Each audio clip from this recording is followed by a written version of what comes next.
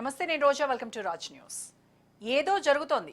తెలంగాణలో కాంగ్రెస్ పార్టీ అధికారంలోకి వచ్చి ఏడాది ఇంకా పూర్తి కాలేదు. కానీ రాజకీయంగా మాత్రం రగడ అంతకంతకు పెరుగుతోంది.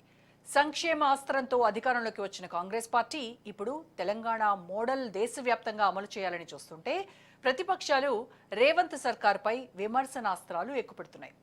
తెలంగాణలో 10 ఏళ్లలో జరిగిన అవకతవకలు అంటూ రేవంత్ సర్కార్ దూకుడు ప్రదర్శిస్తుంటే కాంగ్రెస్ అధికారంలోకి వచ్చిన తర్వాత చేస్తున్న పనులు కార్యక్రమాల్లో అవినీతి అశ్రుత పక్షపాతం అంటూ కారు పార్టీ విమర్శలు గుప్పిస్తోంది. ఈ మొత్తం వ్యవహారం ఇద్దరు అగ్రనేతల మధ్య పంచాయతీకి కారణమవుతోంది.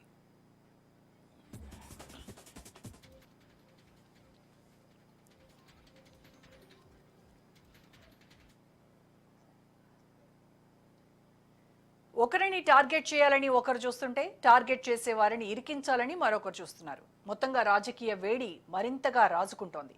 అధికారంలోకి వచ్చిన వెంటనే బీఆర్ఎస్ పార్టీని ఇరుకున పెట్టేలా రేవంత్ సర్కార్ శ్వేతపత్రాలతో దూకుడు పెంచింది. 10 ఏళ్ల పాలనలో అంతా అవినీతి అరాచకం అంటూ అసెంబ్లీ సాక్షిగా ఆరోపణలు చేసింది. అంతేకాదు ఆయా అంశాలపై నివేదికల ఆధారంగా విచారణ జరిపి ఇప్పుడు మొత్తం వ్యవహారాన్ని క్లైమాక్స్ కు తీసుకెళ్లాలని చూస్తోంది. బీఆర్ఎస్ పార్టీ అగ్రనేతలను ఆయా కేసుల్లో జైలుకు పంపించాలని కసిగా పనిచేస్తున్నారు. ఇప్పటికే మాజీ మంత్రి కేటీఆర్ ను అరెస్ట్ చేసేందుకు గవర్నర్ ను న్యాయ సలహా కోరారని కూడా ప్రచారం జరుగుతోంది. ఈ మొత్తం వ్యవహారంపై దిశానిర్దేశం చేయాల్సిందిగా తెలంగాణ గవర్నర్ జిష్ణుదేవ్ శర్మ ఢిల్లీ రావడం, అదే సమయంలో కేటీఆర్ ఢిల్లీలోనే ఉండటం, సీఎం రేవంత్ సైతం కాంగ్రెస్ పెద్దలను కలవనుండటంతో రాజకీయం రసకందాయంలో పడింది.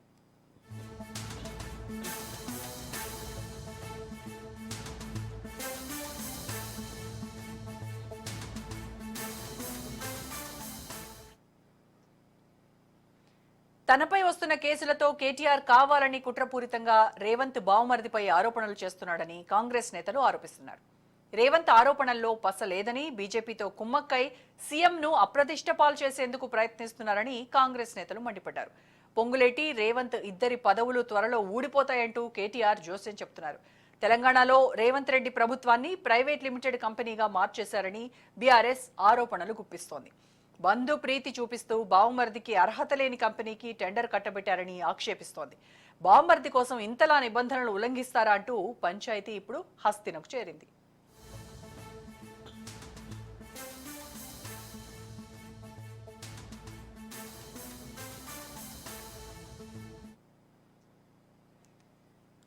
ఇప్పుడు బీజేపీ ఏం చేస్తుంది, ఎలా వ్యవహరిస్తోంది అన్నది ఆసక్తికరంగా మారింది. ఒకవేళ చర్యలు తీసుకోకుంటే బీజేపీ బద్నాం అవుతోందని కూడా చెప్పాల్సి ఉంటుంది. రేవంత్ను మోడీ సర్కార్ కాపాడుతోందన్న ప్రచారానికి అవకాశం ఇచ్చినట్టు అవుతుందని కేటీఆర్ పరోక్షంగా వ్యాఖ్యానించారు. అదే సమయంలో తెలంగాణలో కాంగ్రెస్ బీఆర్ఎస్ ఒకటే అంటూ బీజేపీ విమర్శిస్తోంది. మొత్తంగా కేంద్రం ఏం చర్యలు తీసుకుంటుందన్న దానిపై సస్పెన్స్ నెలకొంది. కేంద్రం చర్యలపై అటు కాంగ్రెస్ ఇటు రాజకీయ వర్గాల్లో ఆసక్తి నెలకొంది. అయితే ఇదంతా నిబంధనల ప్రకారమే చేశామంటూ సీఎం వర్గీయులు తేల్చి చెప్తున్నారు. మొత్తం వ్యవహారాన్ని లైట్ గా తీసుకుంటున్న రేవంత్ కేటీఆర్ అరెస్టు నుంచి తప్పించుకునేందుకు కుట్ర పన్నారని కాంగ్రెస్ నేతలు ఆరోపిస్తున్నారు.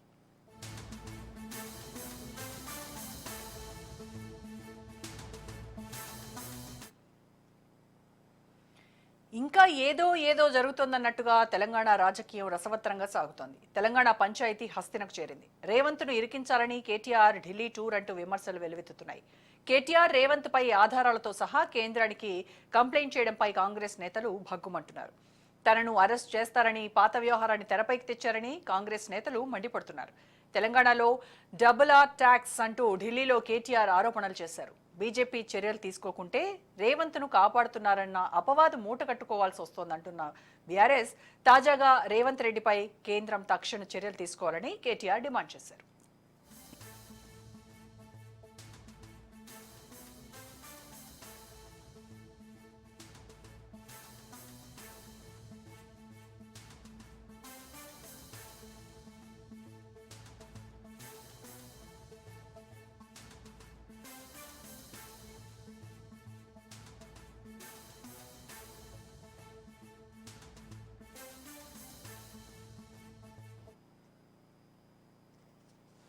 సో మొత్తానికి కేటీఆర్ ఢిల్లీ టూర్ సర్వత్రా చర్చనీయాంశమైంది. ఈ నేపథ్యంలో ఇదే అంశంపై మనం డిబేట్ కండక్ట్ చేస్తున్నాము. డిబేట్లో పార్టిసిపేట్ చేస్తున్నారు పోరెడ్డి కిషోర్ గారు, బీజేపీ అధికార ప్రతినిధి, నరేష్ గారు, బీఆర్ఎస్ రాష్ట్ర నాయకులు, సతీష్ మాదిగ గారు, కాంగ్రెస్ సీనియర్ నాయకులు. నమస్కారం అండి అందరికీ. ముందుగా కిషోర్ గారు చెప్పండి. చక్కగా ఇక్కడ ఏం జరుగుతోంది అన్న విషయము బీజేపీ కేంద్ర పెద్దలు అక్కడి నుంచి చూస్తున్నారు తప్ప ఈ మొత్తం వ్యవహారం పైన ఎటువంటి చర్యలు తీసుకోవట్లేదు అని అంటే తెలంగాణలో కాంగ్రెస్ బీజేపీ ఒకటే అని బీఆర్ఎస్ నేతలు వాదిస్తూ ఉన్నారు. దీనిపైన మీ సమాధానం ఏంటి? ముందుగా మీకు అట్లాగే నరేష్ గారికి, సతీష్ గారికి, మన రాష్ట్రీయ ప్రేక్షకులందరికీ నమస్కారం. చూస్తూ ఊరుకుంటున్నారు కేంద్రం. ఎందుకంటే లేదంటే యాక్చువల్గా అయితే సిబిఐని పంపించి ఇక్కడ కేసులు పెట్టి ఇటు కాంగ్రెస్ వారినో అటు బీఆర్ఎస్ వారినో అరెస్ట్ చేసి విచారణ చేపట్టాల్సిందే.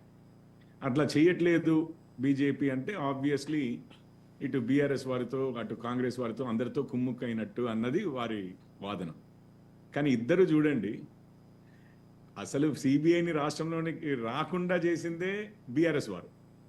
ఈరోజు కేటీఆర్ గారు చర్యలు తీసుకోవట్లేదు కాంగ్రెస్ మీద అంటే ముందు అసలు సిబిఐని రాష్ట్రంలోకి అడుగుపెట్టడానికే అధికారం లేకుండా చట్టం చేసింది, ఆర్ జియో ఇష్యూ చేసింది బీఆర్ఎస్ వారు మొదటిది. రెండోది ఏంటంటే ఇప్పుడు కాంగ్రెస్ వారి మీద ఇప్పుడు కాంగ్రెస్ వారి పరిస్థితి, వారు మొన్నటి వరకు ఏది అధికారంలోకి రాకముందు వరకు ఏమనేవారంటే ఇప్పుడు చాలా అవినీతి జరిగింది బీఆర్ఎస్ అధికారంలో ఉన్న 10 సంవత్సరాల్లోనూ 9.5 సంవత్సరాల్లో. ఉదాహరణకి కాళేశ్వరం ప్రాజెక్ట్ కింద 1000 కోట్లు, 10,000 కోట్లే బీఆర్ఎస్ మొదటి కుటుంబం అంటే కేసీఆర్ గారు, కేటీఆర్ గారు, కవిత గారు, హరీష్ రావు గారు, ఇంకా ఇతరత్ర సంతోష్ గారు, ఇతరత్ర మొదటి కుటుంబం నుంచి ఉన్న వారే 1000 కోట్లు, 10,000 కోట్లు అవినీతి చేశారు. అయినా కానీ దానికి సంబంధించిన సాక్ష్యాలన్నీ మేము ప్రధానమంత్రికి పంపించిన ఇది రేవంత్ రెడ్డి గారి స్టేట్మెంట్, వారి టేబుల్ మీదే ఉన్నాయి. అయినా కానీ యాక్షన్ తీసుకోవట్లేదు అనేది ఒకటి. రెండోది ఏంటంటే కాళేశ్వరంది ఈ పిల్లర్లు కృంగిపోయినప్పుడు నవంబర్ 4వ తారీఖు అనుకుంటాను రాహుల్ గాంధీ గారు కాళేశ్వరం విజిట్ చేయడానికి వెళ్ళారు. అఫ్కోర్స్ కాంగ్రెస్ వారంతా వెళ్ళారు. వెళ్ళిన మరుసటి రోజు వారి ఉపాధ్యక్షులు, కాంగ్రెస్ ఉపాధ్యక్షులు అనుకుంటారు, నిరంజన్ రెడ్డి గారు అనుకుంటారు, వారు ప్రెసిడెంట్ అంటే రాష్ట్రపతికే లేఖ రాశారు కాంగ్రెస్ తరపు నుంచి, అఫీషియల్గా కాంగ్రెస్ తరపు నుంచి. ఏమంటే ఇమీడియట్గా కేంద్ర ప్రభుత్వము సిబిఐని ఈడీని పంపించి ఈ కాళేశ్వరం కుంభకోణాన్ని విచారణ జరిపించాలి అని చెప్పి. మరి వారు అధికారంలోకి వచ్చిన తర్వాత నైనా సిబిఐకి ఏమైనా రాష్ట్రంలోకి ఎంట్రీ ఇస్తారా అంటే అది లేదు. అది ఇవ్వకపోగా అన్ని రోజులు సాక్ష్యాలన్నీ మా దగ్గరే ఉన్నాయి, మేమే ప్రధానమంత్రికి పంపించినాం అన్నవారు ఇప్పటి వరకు ఒక్క కేసు కూడా నమోదు చేయలేదు. పోనీ సిబిఐ కాకపోతే ఏసీబీ ఉంది. డైరెక్ట్గా మన రాష్ట్ర ముఖ్యమంత్రి చేతిలో law and order, home portfolio ఉన్న ముఖ్యమంత్రి గారి చేతిలోనే ఏసీబీ ఒక డిపార్ట్మెంట్ ఉంటుంది, యాంటీ కరప్షన్ బ్యూరో. జరిగింది అవినీతి, దాని కేసులు పెట్టి విచారణ చేసి అరెస్టులు చేయవలసింది ఏసీబీ.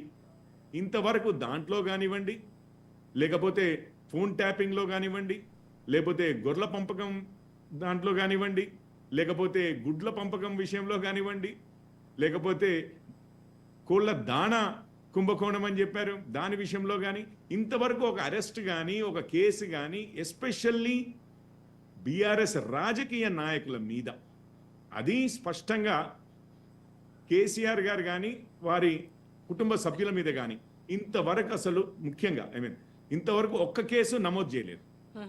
ఇప్పుడు అటు చరిత్ర చూస్తేనేమో బీఆర్ఎస్ వారు నోట్ ఫర్ ఓట్ కేసులో రేవంత్ గారు డైరెక్ట్గా కెమెరాల ముందు దొరికితే 9.5 సంవత్సరాలు ప్రచారం చేసి 9 సంవత్సరాలు వారు ఉన్నది 9.5 సంవత్సరాలు చేపట్టి 6 నెలల్లో 9 సంవత్సరాలు కూడా ఆ కేసు ఎటు వెళ్ళలేదు. సో ఇక్కడ తెలంగాణలో కాంగ్రెస్ ఎవరు కాపాడుకుంటున్నారు, ఎవరెవరి మధ్యలో అండర్స్టాండింగ్ జరుగుతున్నాయి, వీళ్ళిద్దరి మధ్యలో ఉందంటున్నారు మీరు, అంతే కదా? ఎవరెవరి మధ్యలో కాంగ్రెస్ అండ్ బీఆర్ఎస్ మధ్య ఒక అండర్స్టాండింగ్ తోనే ఇవన్నీ జరుగుతున్నాయి అంటున్నారు.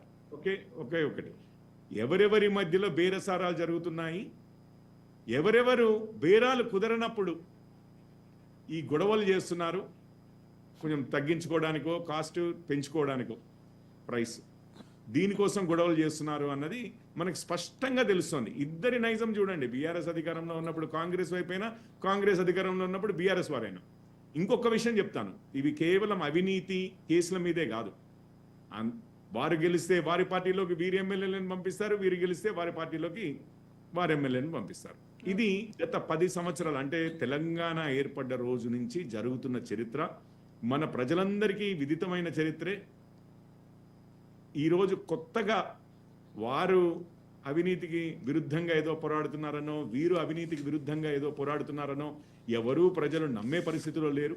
ఇద్దరు ఎంత దోచుకోవాలో రాష్ట్రాన్ని అంత దోచుకుని, అంతకైతే ఆపోజిషన్ లో ఉన్న వారిని ఇద్దరు తొక్కేసో లేకపోతే బేరసారాలు జరిపి వారి నోర్లు మూయించో కాలం గడుపుతున్న విషయం అయితే మనకు క్లియర్గా, పబ్బం గడుపుకుంటున్న విషయం అయితే మనకు క్లియర్గా కనిపిస్తుంది.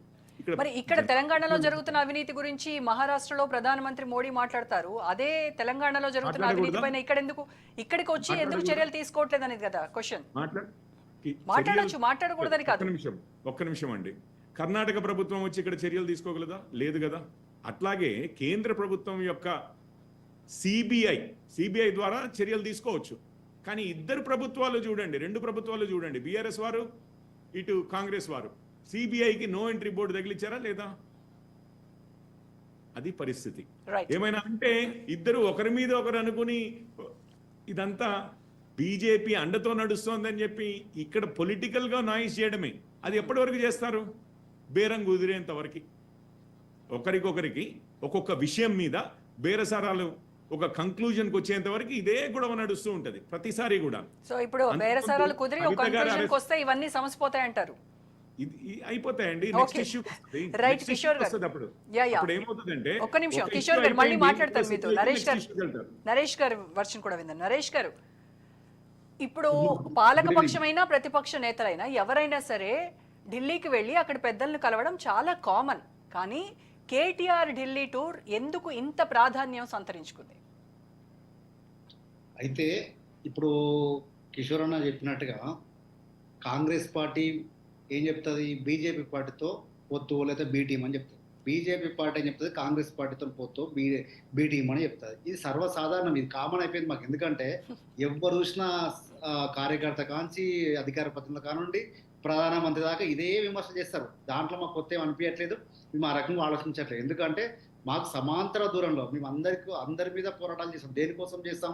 తెలంగాణ ప్రజల కోసం చేస్తాం, తెలంగాణ సంక్షేమం కోసం చేస్తాం, తెలంగాణ అభివృద్ధిలో నెంబర్ 1 ఉండాలి, నెంబర్ 1 పొజిషన్ తెలంగాణను చూసుకోవాలని ఒక ఆతృతతో మేము సమాన దూరం పాటిస్తాం, ఇద్దరితో ఫైట్ చేస్తూ ఉంటాం. నెంబర్ 1. నెంబర్ 2, ఈరోజు సిబిఐ రానివ్వట్లేరు, సిబిఐకి నో బోర్డు పెట్టిర్రు, నో ఎంట్రీ బోర్డు పెట్టిరు అన్నారు. కానీ నిస్సిగ్గుగా ఈరోజు ఈడీలు పొంగులేటి గారి ఇంట్లో కౌంటింగ్ మిషన్లు పోతున్నాయని చెప్పి ఇదే మీడియా సంస్థలు, ఇదే పత్రికలు పెద్ద పెద్ద తాటికాంత అక్షరాలతో రాపిచ్చి చూపిస్తున్నాయి కదా. ఎందుకు ఈడీ స్పష్టం చేయట్లేదు? రైడ్ చేసినటువంటి వారు ఎందుకు మాట్లాడలేరు? రైడ్ జరిగినటువంటి మంత్రి గారు ఎందుకు మాట్లాడలేరు? దాని మీద సమాధానం చెప్పొచ్చు కదా. దాని మీద యాక్షన్ తీసుకుంటే ఏ రాష్ట్ర ప్రభుత్వాలు అడ్డుకుంటాయి? దాని మీద యాక్షన్ తీసుకొని దాన్ని ఉన్నట్టుగా ప్రజలకు చెప్తే ఏ ప్రభుత్వాలు అడ్డుకుంటాయి? దీంట్లో ఉన్నటువంటి మర్మం ఏంటి? ఈవెన్ రేవంత్ రెడ్డి గారిని మాట్లాడితే అందరికంటే ముందు స్పందించేది కేంద్ర మంత్రి సంజయ్ గారే కదా, కాపాడుకుంటే సంజయ్ గారే కదా. మరి వారి మధ్య ఒప్పందాలు జరిగి, వారి మధ్య బేరసారాలు జరిగి, వారిలో ఒకరినొకరు కాపాడుకుంటూ ఈ రోజు ఒక కుట్రపూరితంగా బీఆర్ఎస్ని ఆ పార్టీకి బీ టీం అని, ఈ పార్టీకి బీ టీం అని చెప్పి ఆ పార్టీలు ఎప్పుడూ చేస్తూనే ఉన్నాయి, ఇప్పుడు అదే రకంగా చేస్తాయి. దాంట్లో మాకు విచిత్రం ఏం లేదు. నెంబర్ 2. నెంబర్ 3 ఏంటంటే ఈరోజు ఢిల్లీలోకి వెళ్ళిన కారణం ఏంటంటే అమృత్ విషయంలో, అమృత్ టెండర్ల విషయంలో ఈ లోపాలు జరిగినాయి కాబట్టి దీన్ని మీరు ఏం చేస్తారు, దీని సొల్యూషన్ చూపించండి. ఈ రకంగా అల్లులకు బామ్మదులకు వేల కోట్ల రూపాయల టెండర్లు అక్రమంగా కట్టబెట్టడాన్ని మీ దృష్టి తీసుకొస్తామని చెప్పి గతంలో చూపించినాము. ఇప్పుడు కూడా కేంద్ర మంత్రి ఇది మేము ఇల్లీగల్గా ఏం ఓట్లేం కదా. కేంద్ర మంత్రి వర్యులకు ఎవరైతే అర్బన్ డెవలప్మెంట్ మినిస్ట్రీ ఉన్నాడో వారికే మీరు రిప్రజెంటేషన్ ఇచ్చిన తర్వాత వీరు చేసినటువంటి కార్యక్రమాలు ఏ రకంగా ఉన్నాయి, మూసీ ప్రాజెక్టులకేమో లక్షల కోట్లు పెట్టడానికి ఏ రకంగా డబ్బులు వస్తాయి, మరి ఇదే పేదలకు రావడానికి మాత్రం ఇండ్లకి ఇవ్వడానికి, కంపెన్సేషన్లు ఇవ్వడానికి, ఇవన్నీ డిసెంబర్ 9 తర్వాత మీరు ఇస్తే రైతులకు 500 బోనస్ ఇస్తామన్నామండి. మిగతా వాళ్ళకి అన్ని విషయంలో సరే వాళ్ళ దగ్గర అకౌంట్ లేదు, లేకపోతే వాళ్ళ దగ్గర లెక్కలు లేవు అనుకోవచ్చు. కళ్యాణ లక్ష్మి మ్యారేజ్ చేసుకున్న అప్లికేషన్స్ కు తులం బంగారానికి అప్లికేషన్స్ ఎందుకండి? ప్రభుత్వం రాగానే పెద్ద గొప్పగా సర్వే చేసింది కదా, ఇంటింటికి ఎన్నో రకాల సర్వే చేసింది. ఎందుకు ఈ సర్వే అంటే ఉచిత కరెంట్ ఇవ్వాలి, మేము సబ్సిడీ గ్యాస్ ఇవ్వాలి, మేము రైతులకు ఏ రకంగా ఇవ్వాలి, ఇవన్నీ మేము చూసుకుంటాము. ఈవెన్ దాంట్లో ఉద్యమకారులకు కూడా ఇవ్వాలి, దాంట్లో ఎన్ని కేసులు ఉన్నాయి ఇవన్నీ రాపించుకొని తీసుకున్నారు కదా. మేము ఆనాడే చెప్పినాం ఇవి రోడ్ల మీద ఫ్లైఓవర్ల మీద కనబడతా ఉన్నాయి, ఇవి ఏమి చేయలేరు దీంతో అని చెప్పినప్పుడు లేలే మేము ఏ రకంగా చేసి చూపిస్తాం చూడమని చెప్పారు. కానీ ఈ రోజు వరకు కూడా దాని రిజల్ట్ ఏమైనా కనబడదా? దాన్ని వెయిట్ చేసుకుని ఏదైనా మాట్లాడుతున్నా, దాన్ని వెయిట్ చేసుకుని ఏదైనా కరెంట్ ఫ్రీగా ఇస్తున్నా? ఉన్న కరెంటు నాయ బ్రాహ్మణులకు రజకులకు బీఆర్ఎస్ ప్రభుత్వం అరే పేదవారు వాళ్ళకి ఏదో ఒక రకంగా మనం అండగా ఉండాలని చెప్పి ఉచిత కరెంట్ ఇస్తే దాన్ని కూడా బిల్లు కట్టే పరిస్థితి లేదు, బిల్లు పంపిస్తా ఉన్నారు ఈ రోజు. కానీ నరేష్ గారు మీరేమో ఈ లిస్ట్ అంతా చెప్తున్నారు కదా, కేటీఆర్ ఢిల్లీ టూర్ వెనక ఉన్నటువంటి కారణాలు ఏంటి అనేది చెప్తున్నారు క్లియర్ కట్ గా. కానీ ఈ అమృత్ టెండర్ల విషయం బావమరుదులకి అల్లుళ్ళకి ఇచ్చిన ఈ విషయం గురించి కాదు, ఆయన కేసుల నుంచి తప్పించుకోవడానికి బయటపడడానికి మార్గం వెతుక్కోవడానికే కేటీఆర్ ఢిల్లీ బాట పట్టారు అనేది కదా వీళ్ళు విమర్శిస్తున్నారు. మత్స్యకారులకి అన్ని పచ్చనగా పడతాయి కదా మేడం, దాంట్లో అనుమానం ఏముంది చెప్పండి? వాళ్ళకి అదే రకంగా కనిపిస్తాయి. కాంగ్రెస్ అంటే ఒక స్కాంగ్రెస్, ఆ స్కాంగ్రెస్ లో గతంలో వాళ్ళు ఎన్ని రకాల స్కామ్లు చేసిర్రు, అసలు దేశ చరిత్రలో ఎక్కువ స్కామ్లు ఎవరు హ్యాండ్లు అయినాయి, లక్షల కోట్ల స్కామ్లు ఏ రకంగా అయినాయి, తిప్పిమాలి ఏ రకంగా వాళ్ళు మాట్లాడుతూ ఉంటారు, ఇవన్నీ కాంగ్రెస్ గురించి, ఇందిరమ్మ రాజ్యం గురించి, ఇందిరమ్మ ప్రభుత్వాల గురించి, లేకపోతే మిగతా కాంగ్రెస్ ప్రభుత్వాల గురించి కొత్త చెప్పాల్సిన అవసరం లేదు. అధికారులు ఏ రకంగా జైళ్ళకు పంపించారు, నాయకులు ఏ రకంగా జైళ్ళకు పాలయ్యారు, ఇవన్నీ కాంగ్రెస్ కాదు, కొత్త ఏం కాదు, కాంగ్రెస్ కాదు కాంగ్రెస్ అని గతంలో ఎన్నోసార్లు కూడా చెప్పడం జరిగింది. కానీ ఇప్పుడు పరిపాలనలో ఉన్నటువంటి రుసుగులను తీసుకొచ్చి ఈరోజు ఒక మంత్రిగా అధికారికంగా చేసినటువంటి దాన్ని డైవర్ట్ చేసిన అమౌంట్లను ఈరోజు ఇండివిజువల్ గా తీసుకొచ్చేసి ఇండివిజువల్ గా కేసు నమోదు చేసేందుకు ప్రయత్నం చేసి ఈరోజు సిరియాలో ఉన్నటువంటి పొంగులేటి గారు గత మరికొన్ని రోజుల్లోనే బాంబులు వేలుతని చెప్పి ఒక డ్రామా క్రియేట్ చేసి రాహుల్ రాజపాకాల మీద, వారి ఇంటి మీద, లేకపోతే వారి మీద రైడ్ చేసి ఏం సాధించారండి? ఈరోజు కనీసం ఒక ఫ్యామిలీ కూర్చొని చేయడానికి కూడా ఈరోజు తెలంగాణలో అనుమతి లేకుండా అయిపోయినాయి. ఇంకొక విషయం ఈ రోజు జరుగుతున్నటువంటి అనుమానాలు ఇంకోటి ఏంటంటే, ఫార్మాసిటీకి కొన్ని వేల ఎకరాల ల్యాండ్ పూలింగ్ చేసి ఇచ్చింది గత ప్రభుత్వం, మేము చేసి ఇచ్చినాము.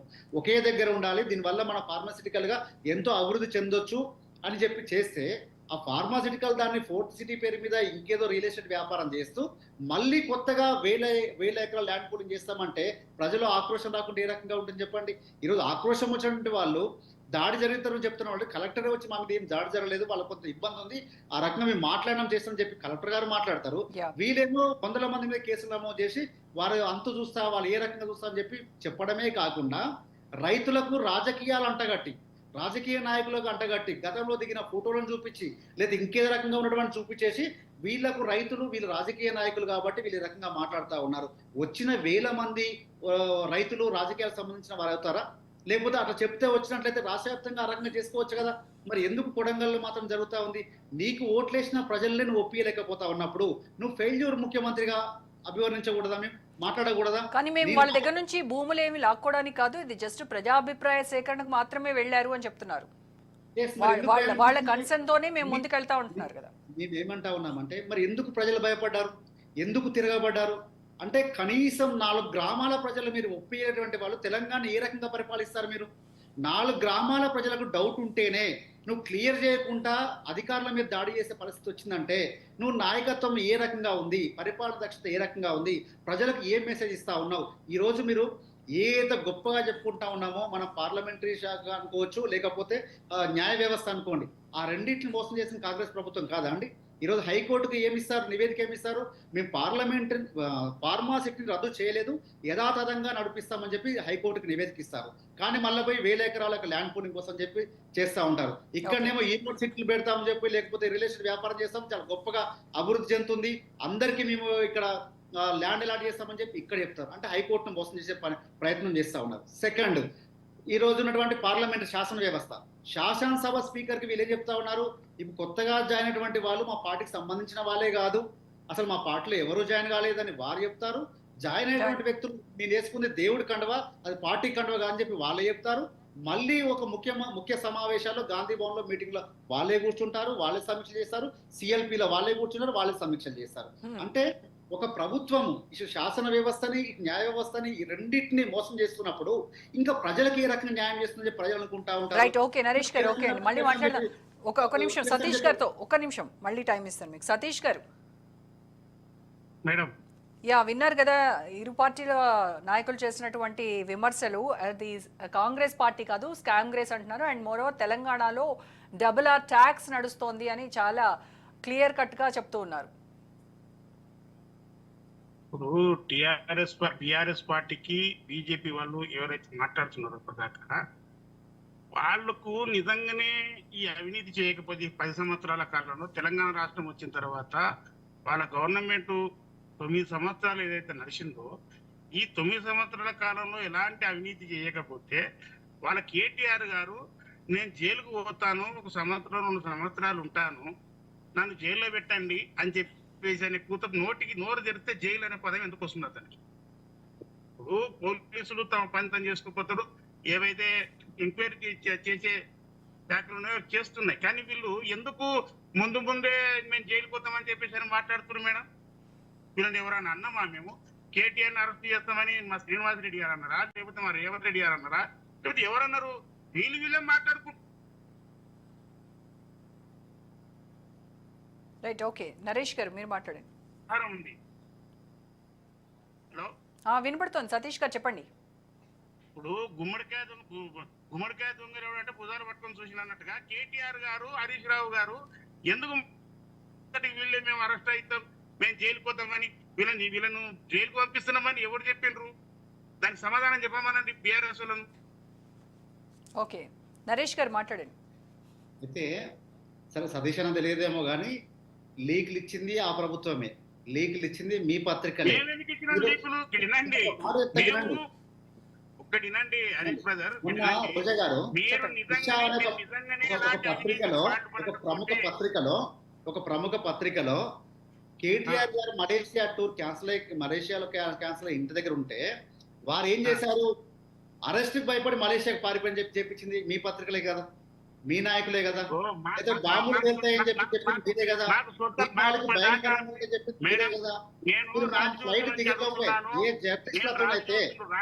నేను రాజు న్యూస్ నుంచి అడుగుతున్నాను, కాంగ్రెస్ పార్టీకి సొంత పత్రిక లేదు, సొంత టీవీ లేదు. సొంత టీవీ ఉన్న వాళ్ళు, సొంత పత్రికలు ఉన్న వాళ్ళు వాళ్ళ గురించి డబ్బా కొట్టుకున్న సంగతి మనందరికి రాష్ట్ర ప్రజలకు కూడా తెలుసు. మాకు సొంతంగా పత్రికలు లేవండి, మా సొంతంగా టీవీలు కూడా లేవు. ఓకే ఓకే అండి, ఒక్క మాట సరే, అది ఎవరు చేసిరా ఏం చేసిరా అని పక్కన పెడదాం కొంచెం. పొంగిలేటి గారు సియోల్లో ఉన్నప్పుడు, ఉత్తర కొరియాలో ఉన్నప్పుడు వారు అన్నమాట వాస్తవం కాదా? మరి వాళ్ళు చేసినట్టు ఏంటి? మరి వాళ్ళు ఎందుకు ఆ రకంగా మాట్లాడారు? తర్వాత ఫోన్ ట్యాపింగ్ ఒక్కటి అన్నిటికంటే ముఖ్యంగా గవర్నర్ కి నివేదిక గవర్నర్ కి ఇచ్చింది రోజా గారు మీరే కదండి, ప్రభుత్వం పంపిస్తే మనందరికీ తెలుసు కదా. గవర్నర్ గారికి న్యాయ సలహా కోరింది మీరు కాదా? న్యాయ సలహా గవర్నర్ గారు కోరింది మీరు కాదా? అది నిజం కాదా? నిజమైతే దాని అర్థం ఏంటి? అరెస్ట్ చేయడానికి అవకాశం ఇవ్వమని, అరెస్ట్ చేయడానికి ఉన్నటువంటి ప్రతిపాదనలు చెప్పమని అర్థం కదా. అది మీరు నేను చెప్పే మాట కాదండి, గవర్నర్ కు ప్రభుత్వ పరంగా మీరు ఇచ్చిన నివేదిక ప్రకారంగా చెప్పినటువంటి మాట. విచారణ మాత్రమే కదా, నరేష్ గారు విచారణ చేయమని కోరారు. విచారణ అవును, ఆ తప్పేముంది? అప్పుడు వాస్తవానికి అప్పుడున్న మున్సిపల్ శాఖ మంత్రిగా ఇదైతే ఈ రేసు పెట్టిండ్రో దాని మీద రోజా గారు నేనేమంటాను, విచారణ చేయడానికి కాదు, అవకాశాలు ఏమున్నాయి, ఏం చేయాలని వారిని నివేదిక సంతోషం. ఒక మాట. నేను ఇంకో మాట ఏమంటా ఉన్నంటే, మరి ఎందుకు రాష్ట్రాలు అన్నింటిలో పోటీ పడి ప్రపంచ ఈ రేసింగ్ తీసుకొచ్చాం కదా? కొంచెం వినండి అన్న,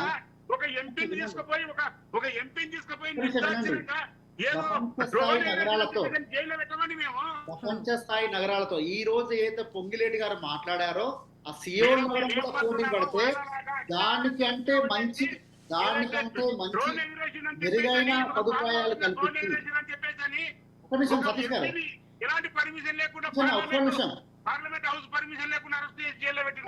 చేస్తే ఉపయోగం ఉండదు.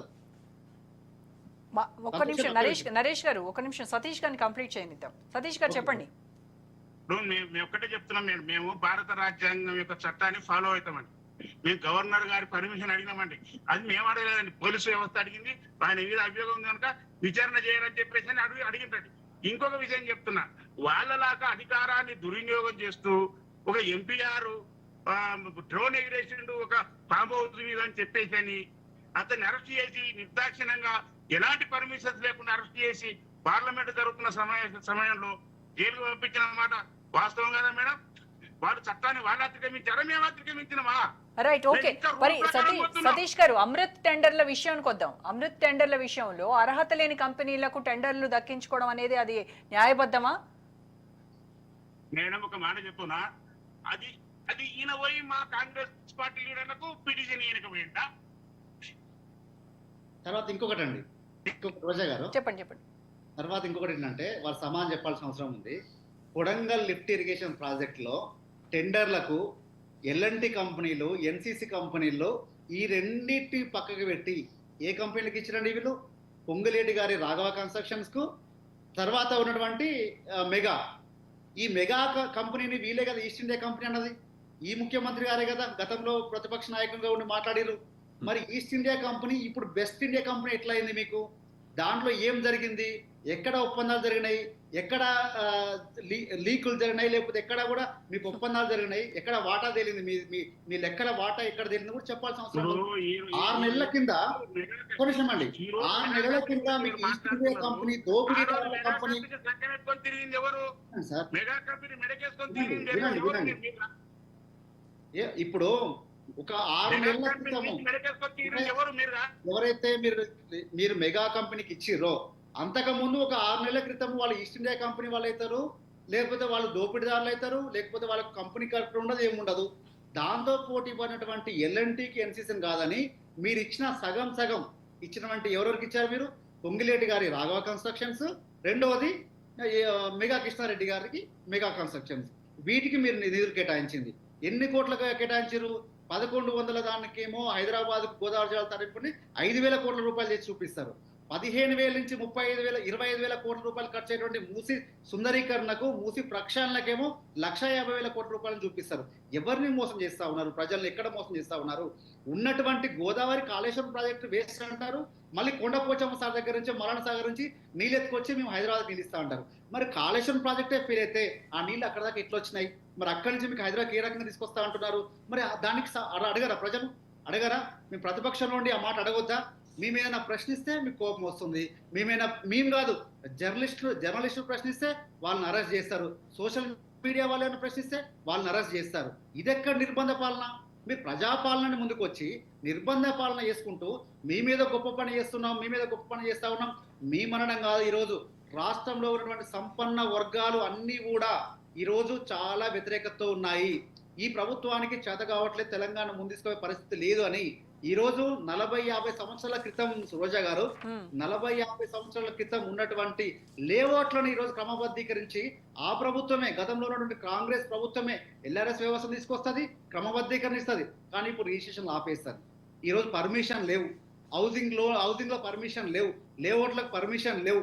ఎక్కడ ఏమైతుంది? ఈ ప్రభుత్వానికి ఎందుకు సమీక్ష చేయలేకపోతా ఉంది? ఎందుకు నీళ్ళు అందియలేకపోతుంది రైతు బంధు సమయానికి ఎందుకు ఇవ్వలేకపోతా ఉన్నాం? గత ప్రభుత్వం కరోనా కష్టకాలంలో కూడా ఏ ఒక్క కారు కూడా రైతు బంధు ఆపలేదు, ఏ ఒక్కరికి కూడా పెన్షన్ ఆపలేదు. నరేష్ గారు, వీటన్నిటికీ మరి సతీష్ గారు సమాధానం విందాం. సతీష్ గారు, భరోసా దేవుడెరుగు, రైతు బంధు కూడా ఆగుతా ఉంది కదా. నరేష్ గారు అడిగిన దానికి సమాధానం.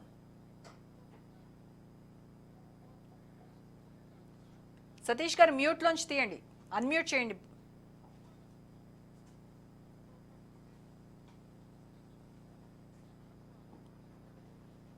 సతీష్ గారు చాలా ఫ్రీజ్ అవుతుంది. యా, మాట్లాడండి.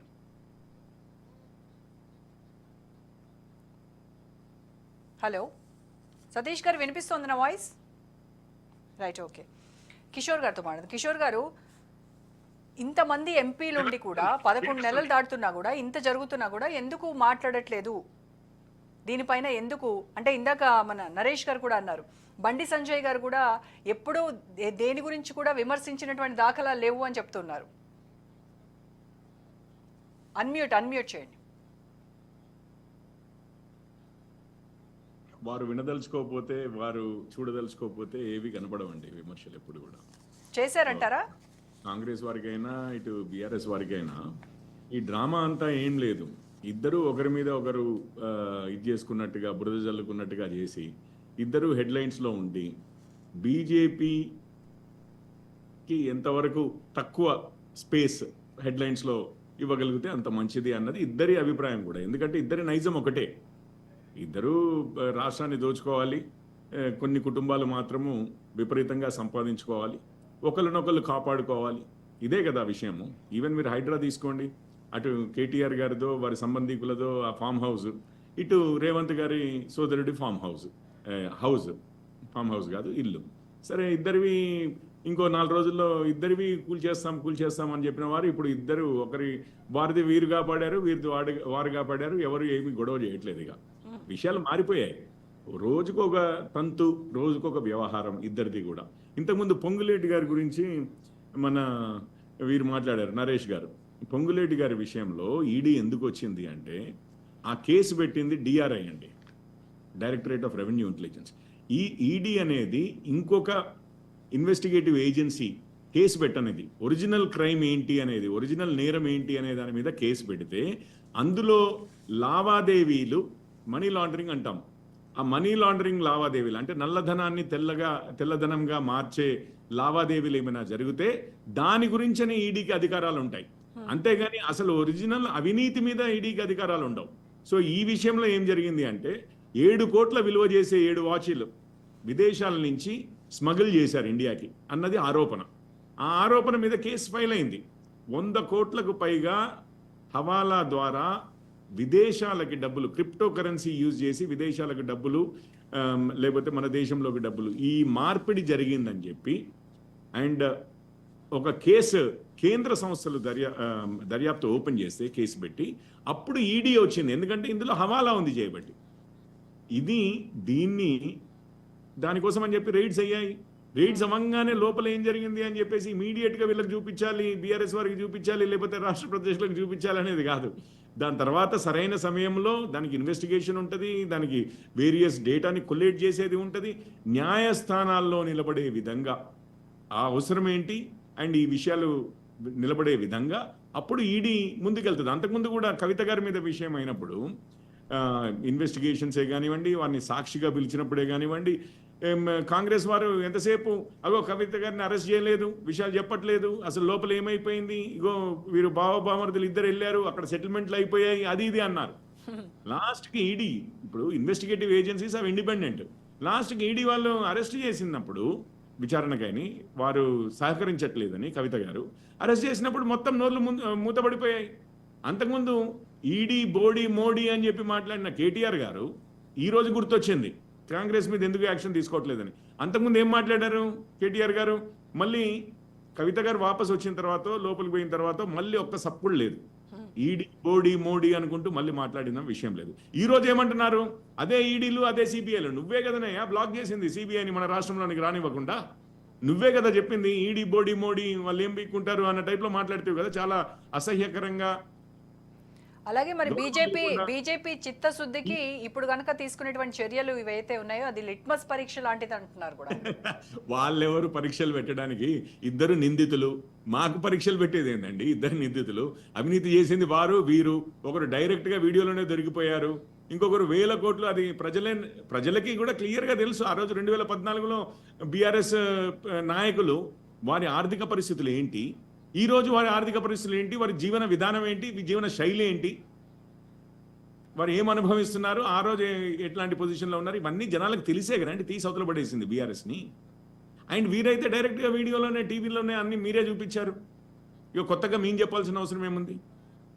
ఈరోజు జరుగుతున్న విషయాలు ఇప్పుడే నరేష్ గారు కూడా చెప్పారు.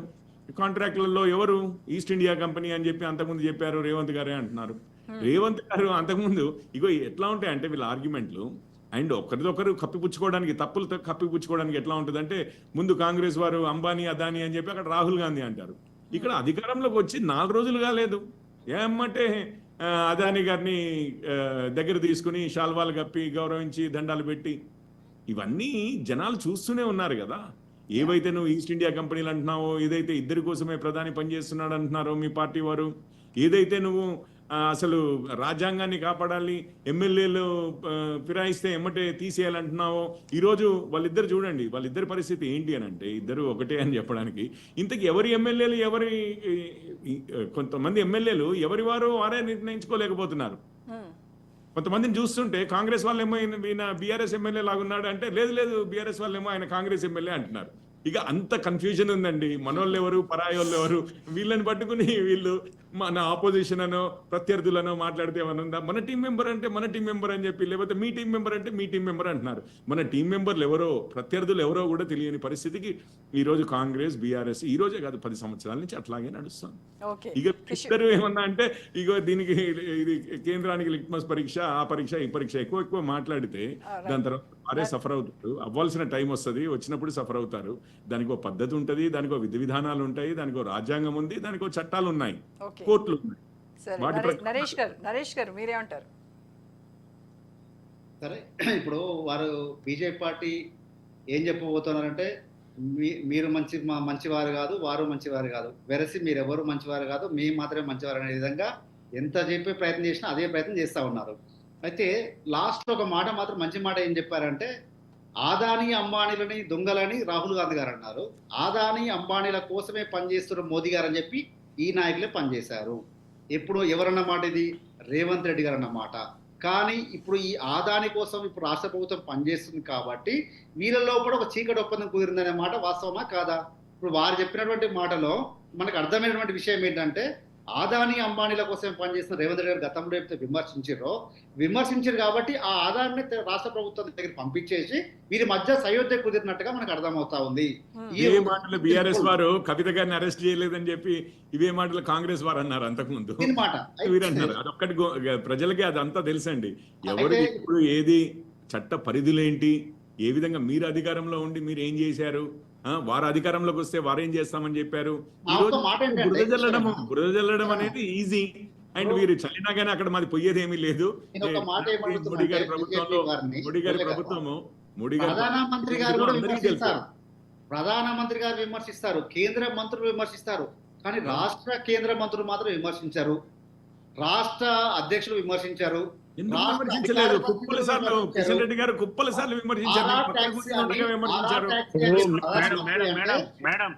చెప్పండి సతీష్ గారు. మేడం ఒక్కటే నిమిషం, లాస్ట్ మినిట్. ఒక నిమిషం నరేష్ గారు సతీష్ గారికి ఇప్పుడే సిగ్నల్ వచ్చింది, కాస్త ఆయన మాట్లాడిద్దాం. ఇప్పుడు ఎలక్షన్స్ టైంలో జరిగే యుద్ధం వేరు, ప్రభుత్వాలు ఏర్పడ్డ తర్వాత నడిచే విధానం వేరుంటుంది మేడం. ఇప్పుడు కేంద్ర మంత్రులని కానీ మేము ఎందుకు పని కట్టుకొని మేము ఎందుకు విమర్శిస్తాం మేడం? మేము క్లియర్ గా చెప్పిన ఇక్కడ మా రాష్ట్ర ప్రభుత్వం ఉన్నది, అక్కడ కేంద్ర ప్రభుత్వం వాళ్ళు ఉన్నారు, బీజేపీ ఉన్నది. అదే సమయంలో రాష్ట్రానికి కావాల్సిన అంశాల గురించి మేము రాష్ట్రంలో కావాల్సిన అభివృద్ధి గురించి మేము మాట్లాడుకుంటాం. ఆల్రెడీ మా ముఖ్యమంత్రి గారు చెప్పారు. ఇంకోటి ఆదాని అంబానీ అని మాట్లాడుతున్నారు. ఇప్పుడు వాళ్ళు దేశాన్ని దోస్తున్నారని చెప్తున్నారు. వాళ్ళు దోసుకున్న పైసలు తెలంగాణ ప్రాంతంలో ఖర్చు పెట్టండి, అభివృద్ధి చేయండి అని మేము చెప్తున్నాం. వాళ్ళు పెట్టుబడులు పెట్టండి అంటున్నాం మేము. ఇప్పుడు వాళ్ళు దోపిడీ చేస్తే వాళ్ళను సిబిఐ కేసులు వేసి వాళ్ళను అరెస్ట్ చేయమనండి కేంద్ర ప్రభుత్వాన్ని. ఎవరు వద్దంటున్నారు? రాష్ట్రం బ్యాన్ చేసింది సిబిఐని. ఆ మాత్రం నిలబడిపోతే ఎట్లా? పెట్టడానికి రాష్ట్రం బ్యాన్ చేసిందండి. తెలంగాణలోకి ఎంట్రీ బ్యాన్ చేసింది రాష్ట్రము. మర్చిపోయారు వారు. సంవత్సరం అయింది. రేవంత్ రెడ్డి గారిని మొదటి రోజు నుంచి అడుగుతున్నాము, మొదటి రోజు నుంచి క్రిటిసైజ్ చేస్తున్నది ఇదే పాయింట్ మీద. మీరు మొన్నటి వరకు సాక్ష్యాధారాలు అన్ని ఉన్నాయని చెప్పారు. ఈ రోజు వచ్చిన తర్వాత జ్యుడిషియల్ కమిషన్లు అని చెప్పి, ఏ జ్యుడిషియల్ కమిషన్లు అయితే అరెస్టులు చేయలేవో, ఏవైతే సర్చ్ అండ్ సీజర్ అంటారు, ఇంటికి వచ్చి సోదాలు చేసి ఏవైనా ఇంక్రిమినేటింగ్ డాక్యుమెంట్స్ కానీ ఇట్లాంటివి ఏమున్నా కానీ, ఏమైనా దొంగ వస్తువులు దొరికితే కబ్జాలోకి తీసుకుంటారో అట్లాంటి కమిషన్లు పెట్టి కాలయాపన చేస్తూ సుప్రీంకోర్టు చేసిన కమిషన్లు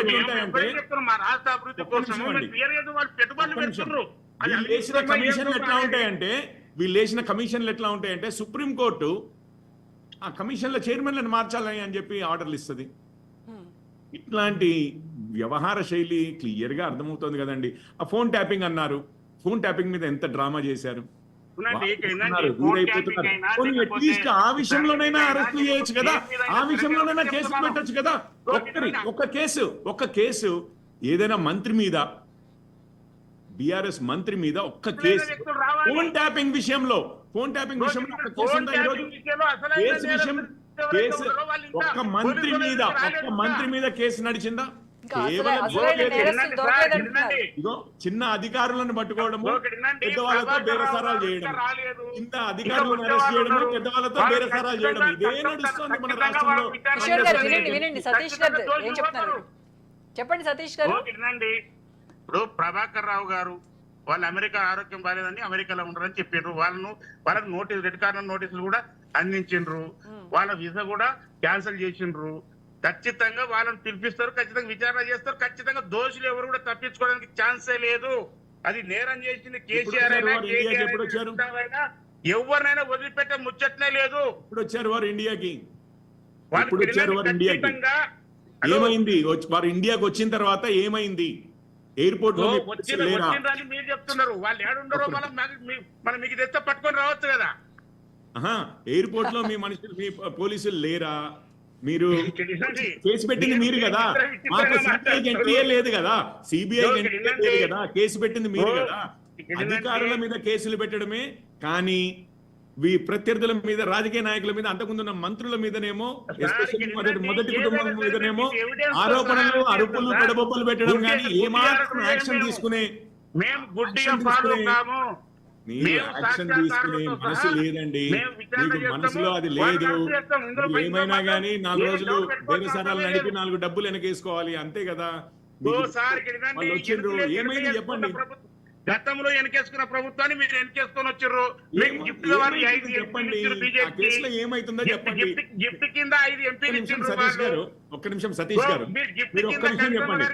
కాళేశ్వరం కుంభకోణం ఉంది, విద్యుత్ కుంభకోణం ఉంది, గొర్రెల పంపకం కుంభకోణం ఉంది, అదండి గొర్రెల పంపకం కుంభకోణం ఉంది, కోడిగుడ్ల కుంభకోణం ఉంది, కోళ్లదానా కుంభకోణం ఉంది. ఇవన్నీ రేవంత్ రెడ్డి గారు లేపినాయి. కోళ్లదానా కుంభకోణం ఉంది, ఇప్పుడు ఇది కూడా ఉంది. ఏం చేశారో చెప్పండి సార్, ఏం చేశారో చెప్పండి. ఒక్క విషయంలో ఒక్క పేరు చెప్పండి, ఈ పర్టికులర్ మంత్రి మీద కేసు పెట్టాము అని. సతీష్ గారు కిషోర్ గారు మాట్లాడిన దానికి సమాధానం చెప్పండి.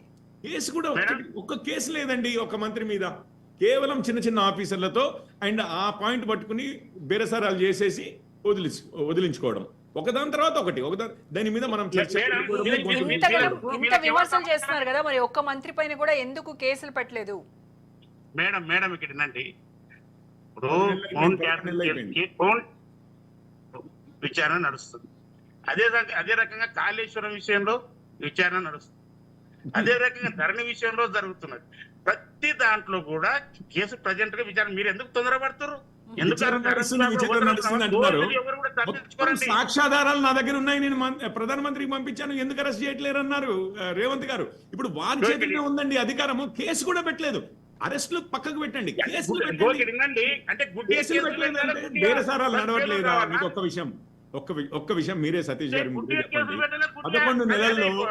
11 నెలల్లో మీకు ఒక విషయం చెప్తాను, తెలిసిన విషయమే. ఒక్క విషయం చెప్తాను.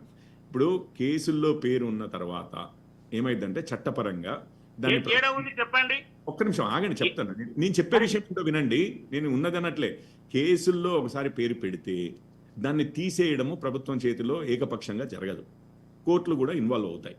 సో కాబట్టి ఈ బేరసారాలు జరిగేదంతా కూడా అసలు కేసుల్లో వాళ్ళ పేర్లు లేకుండా ఉన్నంత వరకే. ఒకసారి పెట్టిన తర్వాత మన చేయి దాటిపోద్ది చేయబట్టి ఈ బేరసారాలన్నీ 11 నెలలు పడతాయటండి. లేకపోతే ఒకటి కాకపోతే ఒక కేసులో అన్నా అట్లీస్ట్ ఒక్క కేసు అయినా, ఒక్క కేసు. ఓకే నరేష్ గారు, ఏది అన్ని సాక్ష్యాధారాలు మా దగ్గర ఉన్నాయి, ప్రధానమంత్రికి కూడా పంపించాము. ఎమ్మటే అరెస్ట్ చేయాలి అని చెప్పి కాంగ్రెస్ వారు గగ్గోలు పెట్టిన ఇన్ని విషయాల్లో ఒక్క కేసు ఒక్క మంత్రి మీద కథం. రైట్. ఓకే నరేష్ గారు, సతీష్ గారు మీ ఆడియో రావట్లేదండి. నరేష్ గారు మేడం ఒక నిమిషం మేడం చెప్పండి. ఇప్పుడు కవిత విషయంలో చాలా మంది రకరకాలుగా మాట్లాడారు. మీరు నాయకులు మాట్లాడిన అరెస్ట్ చేసిరా, లేకపోతే మీరు సాక్ష్యాధారాలను పట్టుకొని అరెస్ట్ చేసిరా? సాక్ష్యాధారాలు తీసుకొని కదా అరెస్ట్ చేసింది.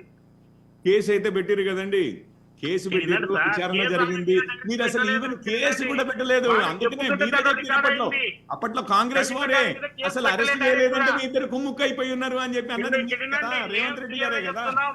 రేవంత్ వాళ్ళ రెడ్డి పేరు గారే కదా ఎవరెవరు అన్నది. దాంట్లో వచ్చి- అరెస్ట్ చేయలేదంటే కుమ్ముక్కు అయిపోయి ఉన్నారని. మీకు ఒక్క విషయం చెప్తున్నాను, ఒక్క కేసు లేకపోవడం అనేది ఇది హాస్యాస్పదము, దగ్గరము. మరి మూర్ఖులు అనుకుంటున్నారా ఏంటి?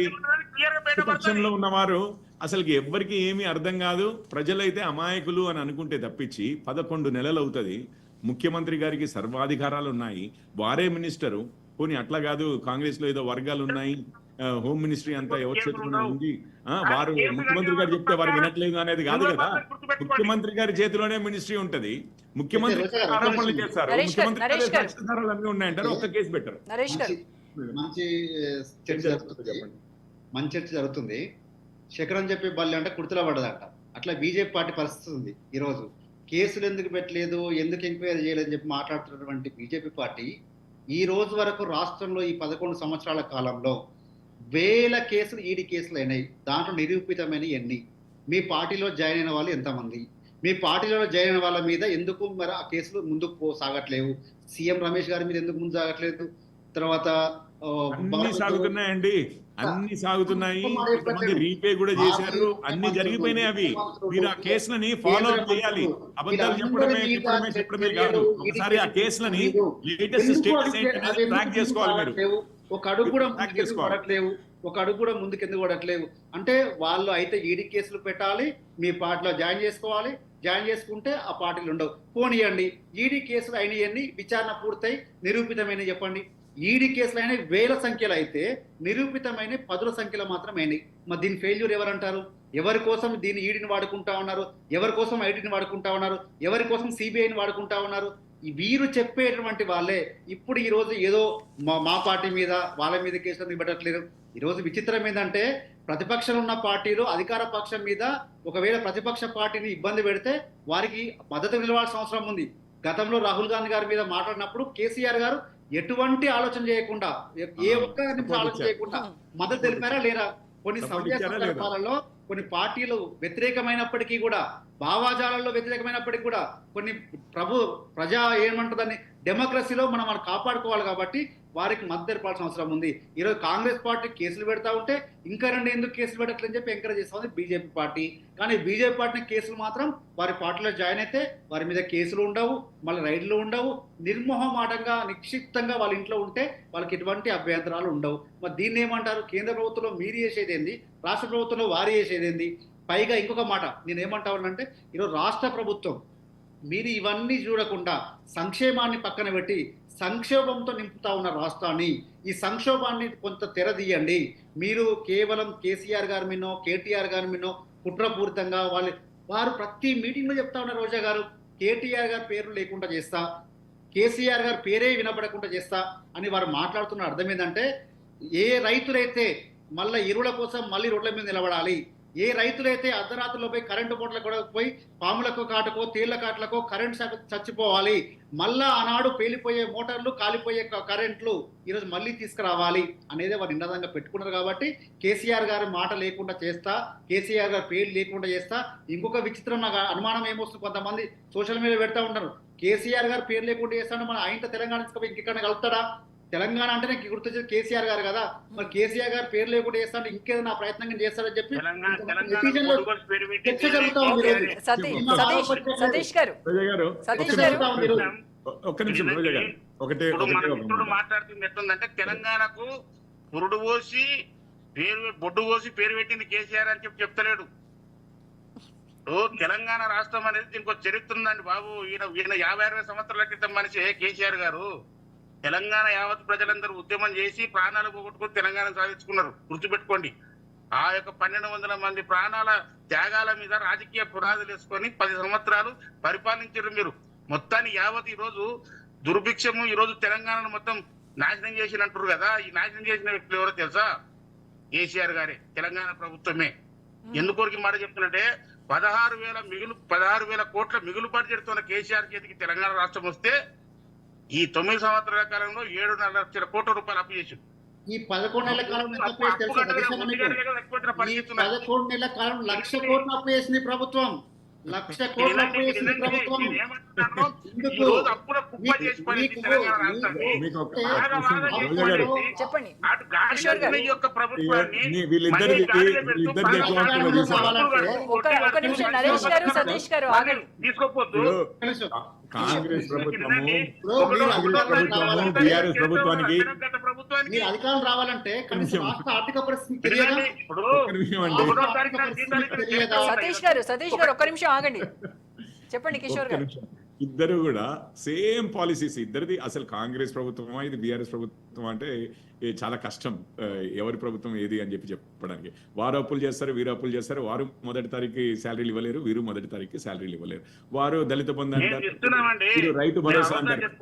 వారు దళిత బంధు అంటారు, వీరు రైతు భరోసా అంటారు. ఒకటి నిలబెట్టుకునేది లేదు. ఇష్టం వచ్చిన ప్రామిస్లు చేయడము, మళ్ళీ దానికి అవతల ప్రత్యర్థులు మాలాంటి వారు ఏమైనా లెక్కలెక్కడ సపోర్ట్ చేస్తాయంటే లేదు లాభం చేకూరుతుంటే వాళ్ళందరికీ మీరు అడ్డుపడడానికి మీకు మనసు లేదా అన్న టైప్లో వ్యాఖ్యలు. అదే కానీ నిజంగా చేసేదైతే ఏమీ లేదు. ఒక్క విషయం చెప్తాను. ఇంతకుముందు నరేష్ గారు అంటున్నారు, ఏమంటున్నారు రేవంత్ గారు అని చెప్పేసి, కేటీఆర్ గారు కేసీఆర్ గారు పేరే వినపడనీయకుండా చేస్తా అని చెప్పి రేవంత్ గారు ప్రతిరోజు వాళ్ళిద్దరి పేర్లే జపిస్తున్నారు, ఎవరన్నా మర్చిపోతారేమో అని చెప్పి అంటున్నారు. ఇక చూడండి, ఏమన్నా లాజిక్ ఉందా? పేరే మర్చిపోయేటట్టు చేస్తే మళ్ళీ రోజు జపం చేయడం ఎందుకు? న్యూస్ పేపర్లో హెడ్లైన్లలో వాళ్ళ పేర్లు వాళ్ళు చూడండి, జనాలకు లాజిక్ లేదు అనుకుంటారు. వీరేం చెప్తారు? తెలంగాణ 1,200 మంది 1,300 మంది ప్రాణాలు మీద కేసీఆర్ గారు ఇది చేసి, అంటే బీఆర్ఎస్ వారు రాజకీయాలు చేసి అధికారంలోకి వచ్చారంటారు. ఆ ప్రాణాలు తీసింది ఎవరు? దానికి సప్పుడు ఉండదు కాంగ్రెస్ వారి దగ్గర నుంచి. వారు ముఖ్యమంత్రి అన్నారు. సోనియా గాంధీ ఒకసారి గుర్తు చేయమని చెప్పండి. సోనియా గాంధీ గారిని ఏమన్నారో గుర్తు చేయమని చెప్పండి. కాంగ్రెస్ వారిని, వారి ముఖ్యమంత్రి గారి పదాలేంటో గుర్తు చేయమని చెప్పండి. చెప్పారు తెలంగాణ ఉద్యమానికి ఎంతమంది ఎందుకు కావాల్సి వచ్చింది? ఎవరు ఫైరింగ్ చేశారు? తెలంగాణ ఉద్యమకారుల మీద?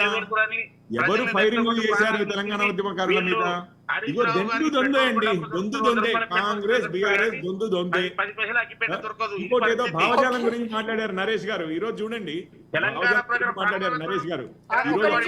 సతీష్ గారు భావజాలం గురించి నరేష్ గారు మాట్లాడారు. చూడండి, మొన్నటి వరకు ఫ్రెండ్స్ ఎవరు, వారి ఫ్రెండ్స్ ఎవరు? ఎంఐఎం.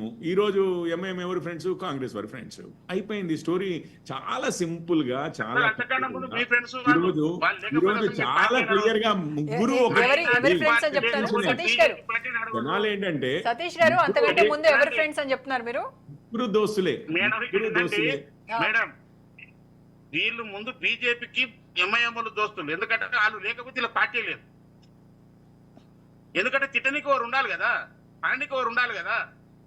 మైనార్టీస్ మాట్లాడకపోతే వీళ్ళు మాట్లాడడానికి నోరెక్కడిది? బీహార్లో ఎంఐఎం ఉందా? జమ్మూ కాశ్మీర్ లో ఎంఐఎం ఉందా? ఎన్ని రాష్ట్రాలు? గుజరాత్ లో అది కాదు, గుజరాత్ లో అత్యధిక మెజారిటీతో అత్యధిక టర్మ్స్ మేము అధికారంలో ఉన్నది గుజరాత్ లో. ఏఎంఐఎం ఉందండి గుజరాత్ లో, ఏఎంఐఎం ఉందండి ఉత్తరప్రదేశ్ లో, ఏఎంఐఎం ఉందండి మధ్యప్రదేశ్ లో, ఛత్తీస్గఢ్ లో, రాజస్థాన్ లో. ఎక్కడున్నారండి ఎంఐఎం? ఇట్లాంటి మాటలు మాట్లాడే కాంగ్రెస్ వారు అసలు ఎక్కడా లేకుండా పోయారు. ఈ రోజుకి ఏం మాట్లాడతారు తెలుసా? వీరేం మాట్లాడతారంటే అపీజ్మెంట్ పాలిటిక్స్. వీళ్ళ అపీజ్మెంట్ పాలిటిక్స్ ఎట్లుంటదంటే 370 అధికరణాన్ని వాపస్ తీసుకొస్తాము అని చెప్పే రకం వీళ్ళు. అది పరిస్థితి. ఓకే, రైట్ కిషోర్ గారు. నరేష్ గారు, ఫైనల్ గా చెప్పండి, అమృత్ టెండర్ల విషయంలో జరుగుతున్నటువంటి ఈ తతంగం అంతా, ఈ అవినీతి జరుగుతున్న తెలంగాణలో మీ స్టెప్స్ ఏంటి? బీఆర్ఎస్ పార్టీ ఏ విధంగా పోరాటం చేయదలుచుకుంది? మీ కార్యాచరణ ఏంటి? మేము ఒకటి న్యాయపరంగా పోరాటాలు చేస్తాం. లేదు అంటే ప్రజాక్షేత్రంలోకి వస్తాం. ప్రజాక్షేత్రంలో పోరాటం చేస్తాం. ప్రజలకు వివరిస్తాం. ప్రజలకు తెలుస్తారు ఎవరు ఏం చేసిర్రు, ఎవరు తెలంగాణ కోసం పనిచేసిర్రు, ఎవరు రైతాంగం కోసం పనిచేసారు, ఎవరు రైతులు నీళ్ళు ఇచ్చారు, ఎవరు రైతులకు ఎరువులు ఇచ్చారు, రైతుల కోసం ఎవరు పనిచేసారు, ఉద్యోగాల కోసం ఎవరు పనిచేశారు అనేది ప్రజాక్షేత్రంలో ఉంటాం. మొదటగా మాత్రం ఆ ప్రయత్నం న్యాయపరంగా ఉంటుంది. తర్వాత శాసనపరంగా కూడా, అంటే పార్లమెంటరీ వ్యవస్థ మీద మాకు నమ్మకం ఉంది కాబట్టే ఈరోజు కేంద్ర మంత్రివర్యులకు మేము ఇవ్వడం జరిగింది, వాటికి ఇవ్వడం జరిగింది, వీటి మీద చర్యలు తీసుకోమని కోరడం జరిగింది. చూస్తాం, వెయిట్ చేస్తాం. లేదు అంటే ప్రజాక్షేత్రంలోకి వస్తాం, ప్రజల దగ్గర తేల్చుకుంటాం. అంతిమంగా తేల్చాల్సిన ప్రజలే కదా. డెమోక్రసీలో ప్రజలుగా అంతిమంగా తేల్చాల్సింది. కాబట్టి మేము ఒకటే, ఎన్ని అరాచకాలు చేసినా ఏమి చేసినా మేము భరించడానికైనా మేము సిద్ధంగా ఉన్నాం. కానీ తెలంగాణ మీద, తెలంగాణ ప్రజానైక్యం మీద, తెలంగాణ పేరు మీద, తెలంగాణను కించపరిచే విధంగా మాట్లాడితే మాత్రం ఊరుకునే ప్రసక్తి లేదు. వెంబడిస్తాం, వెంటబడతాం, ప్రజల్లోకి ఈడుస్తాం. దాంట్లో అనుమానం ఏం లేదు. ఇది మాత్రం ముందే హెచ్చరిస్తా ఉన్నాం. మమ్మల్ని మీరు పర్సనల్గా ఎంత టార్గెట్ చేసినా సరే మేము భరిస్తాం, న్యాయపరంగా పోతాం, చట్టపరంగా పోతాం, దానికి అనుకూలంగా నిర్ణయాలు ఉంటాయి తప్ప. కానీ తెలంగాణను అవమానిస్తే మాత్రం ఎట్టి పరిస్థితుల్లో ఊరుకునేది లేదు. ఇది మాత్రం మేము చెప్పదలుచుకున్నాం. ఓకే, కిషోర్ గారు, మరి మీ పార్టీ లిట్మస్ టెస్ట్ ని ఎదుర్కోవడానికి సిద్ధంగా ఉందా? వీళ్ళెవరండి పెట్టేది? ఇద్దరు ఆరోపితులు, ఇద్దరు అవినీతి పరులు. వీళ్ళు వచ్చి మాకు లిట్మస్ టెస్టులు పెట్టడం ఏంటి? అది విడ్డూరం అంటే. అసలు చూడండి, ఒక్కరికొకరు అధికారం ఉన్నది ఒకరి చేతిలో, ఆ అవినీతి చేసిందని చెప్పింది ఇంకొకరు. అంతకుముందు అట్లాగే, ఇప్పుడు ఇట్లాగే. కానీ ఒక్కరు కూడా ఒక్క విషయంలో కూడా ఒక మాజీ మంత్రి మీద, అంటే బీఆర్ఎస్ మంత్రి మీద ఇప్పటి వరకు ఒక కేసు కూడా నమోదు చేయలేదు. విచారణ తర్వాత విషయం. ఒక సాక్షిగానైనా ఒకరిని పిలిచి మాట్లాడింది లేదు ఇప్పటివరకు ఒక విషయంలో. అది వీరి దీనికి నిబద్ధతకి నిదర్శనం. అక్కడే రోజుకు ఒక ఇష్యూ తీస్తారు. ధరణి అంటారు ఒకరోజు కాళేశ్వరం అంటారు, ఒకరోజు కోడిగుడ్లు అంటారు, ఒకరోజు కోళ్ళదాన అంటారు, ఇంకో రోజు గొర్రెల పంపకం అంటారు, ఇంకో రోజు విద్యుత్ ప్రాజెక్టులు అంటారు. రకరకాలుగా రోజు ఒకటి దాని తర్వాత ఒకటి సెటిల్మెంట్లు చేసుకుంటూ పోతున్నారు. అంతే విషయం అండి. ఓకే, సతీష్ గారు మీరు చెప్పండి. మేడం, ఏంటి ఎవరు ఎన్ని ఆరోపణలు చేసినా, ఎన్ని అవహేళన మాటలు మాట్లాడినా, తప్పు చేసిన వాడు, నేరం చేసిన వాడు, దోపిడీదారుని కాంగ్రెస్ పార్టీ వదిలిపెట్టదు. ప్రజాస్వామ్యంలో ప్రజాపాలన ప్రకారం ఖచ్చితంగా వాళ్ళను శిక్షిస్తాము. ఎందుకొరకంటే ఈ రాష్ట్రాన్ని అప్పులపాలు చేసిన ప్రజల సొమ్మును అప్పన్నంగా బొక్కిండ్రు. మేము తెలంగాణ రాష్ట్రం తెచ్చినామని చెప్పేసి అని, మేము మా కోసం తెచ్చుకున్నాం, మా కుటుంబం కోసం తెచ్చుకున్నాం తెలంగాణ అని కేకు లేక కొరక తినారండి వీళ్ళు 10 సంవత్సరాలు. ఎవరు ఆకలి అయితే వాళ్ళు నేను ఇంత తింటా అన్నట్టుగా తెలంగాణను ఒక కేకు ముక్కలాక తిన్నారు వీళ్ళు. 7.5 కోట్ల అప్పు చేసారు. తెలంగాణ ప్రజలు ఆగం పట్టించారు. కనుకనే ఇప్పుడు బాగు చేసుకోవడానికి కాంగ్రెస్ పార్టీ వచ్చింది. ఖచ్చితంగా వాళ్ళు చేసిన అప్పులకు వాళ్ళు వడ్డీలు కడుతున్నాం, ప్రజా సంక్షేమ పాలన అందిస్తాం. ప్రజలకు ఖచ్చితంగా మేము ఇచ్చిన హామీలన్నీ కూడా ఖచ్చితంగా మేము నెరవేరుస్తాం. ఎవ్వరు కూడా అధైర్యపడవలసిన అవసరం లేదు. మన యొక్క దోషులైన ఎవరైనా సరే కాంగ్రెస్ పార్టీ వదిలిపెట్టదు, మరి రేవంత్ రెడ్డి గారు వదిలిపెట్టారని చెప్పేసి విజ్ఞప్తి చేస్తుంది. Okay, right. Thank you so much Satish గారు, కిషోర్ గారు, నరేష్ గారు. థ్యాంక్స్. సో మొత్తానికి తెలంగాణ రాజకీయం హస్తినలో హాట్ టాపిక్ గా మారింది. అగ్రనేతల పర్యటన తర్వాత తెలంగాణ రాజకీయ పరిణామాలు ఏ విధంగా మారుతాయో చూడాలి. ఇక ఇది ఇవాల్టి స్పెషల్ డిబేట్. చూస్తూనే ఉండండి రాజ్ న్యూస్.